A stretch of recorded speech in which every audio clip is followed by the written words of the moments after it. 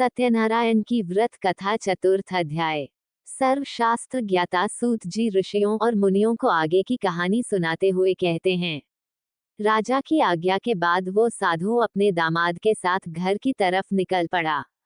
कुछ दूर जाने के बाद रास्ते में उसे एक व्यक्ति मिला जो डंडे के सहारे चल रहा था। वो व्यक्ति असल में खुद सत्यनारायण भगवान जी थे। उन्होंने उससे पूछा, हे साधु, तुम्हारी नौक में क्या है? ये सुनकर वैश्य हंस पड़ा और अभिमान भरे स्वर में उसने कहा, हे सज्जन, आप मुझसे ये प्रश्न क्यों कर रहे हो? कहीं आपको मुझसे धन लेने की इच्छा तो नहीं?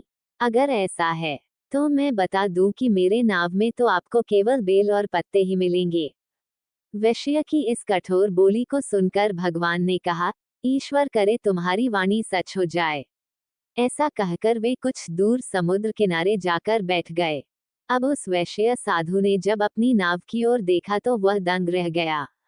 उसकी नाव में रखे सारे वस्त्र और आभूषण बेल और पत्तों में बदल गए। ये देख वैश्य बेहोश हो गया। कुछ समय बाद जब उसे होश आया तो वह बहुत दुखी हो गया। तभी वैश्य के दामाद ने कहा, पिताजी आप चिंतित न हो, ये सब उसी व्यक्ति के अभिशाप की वजह से हुआ है।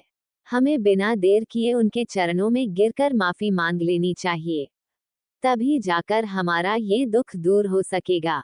अपने जमाई की बात मानकर वैश्य उस व्यक्ति के पास जा पहुंचा और विनम्र स्वर में बोला, मेरे अपराध के लिए मुझे माफ कर दो। इतना कहकर वैश्य जोर जोर से रोने लगा।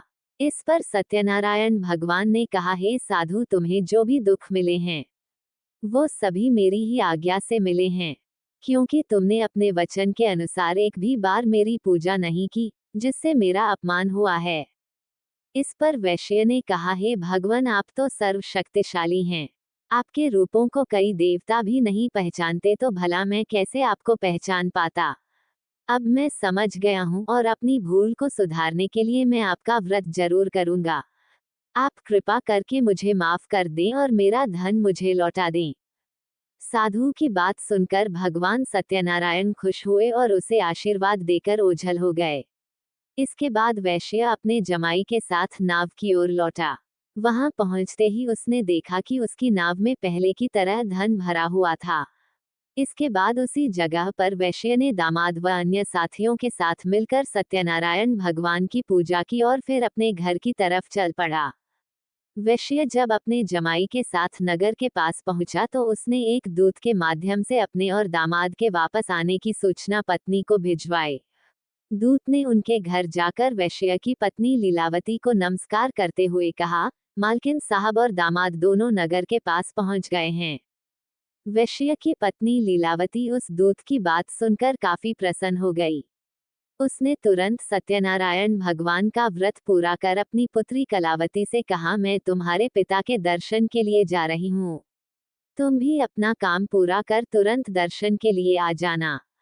अपनी माता की बातें सुन कलावती भी प्रसन्न हो गई और जल्दबाजी में सत्यनारायण भगवान की कथा का प्रसाद छोड़कर अपने पति और पिता से मिलने चली गई। कलावती द्वारा प्रसाद का अनादर देख भगवान सत्यनारायण एक बार फिर से नाराज हो गए। क्रोध में आकर उन्होंने नाव सहित कलावती के पति को पानी में डुबो दिया। जैसे ही कलावती वहां पहुंची उसने देखा कि उसका पति वहां नहीं है, तो वह बेहद दुखी हुई और जोर जोर से रोने लगी। इधर वैश्य अपने जमाई को डूबता देख एक बार फिर से सत्यनारायण भगवान का स्मरण करने लगा। उसने प्रभु से प्रार्थना की और कहा, हे ईश्वर, कृपा कर मेरे परिवार से हुई भूल को माफ कर दें। साधु की प्रार्थना सुनकर सत्यनारायण भगवान ने कहा, हे साधु, तुम्हारी बेटी ने मेरे प्रसाद का अपमान किया है। यही कारण है कि उसका पति ये दंड झेल रहा है। अगर वह वापस घर लौटकर मेरे प्रसाद का सेवन करती है तो उसका पति सकुशल वापस लौट आएगा। इतना सुनते ही कलावती तुरंत घर के अंदर जाती है और प्रसाद का सेवन करती है। प्रसाद खाने के बाद जब कलावती दोबारा अपने घर के बाहर गई, अपने पति को सही सलामत पाया। इसके बाद साधु एक बार फिर से अपने परिजनों के साथ मिलकर पूरे विधि विधान के साथ श्री सत्यनारायण भगवान का व्रत करता है। पूजा के बाद वह सुखी सुखी अपना जीवन व्यतीत करता है और अंत में वह इस लोक का सुख प्राप्त कर स्वर्गलोक चला जाता है।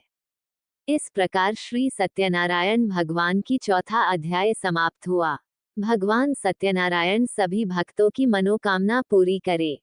जय माता दी। जय शिव शंकर। हर हर Mahadev. Radhe Radhe. Please subscribe my channel, press the bell icon and share.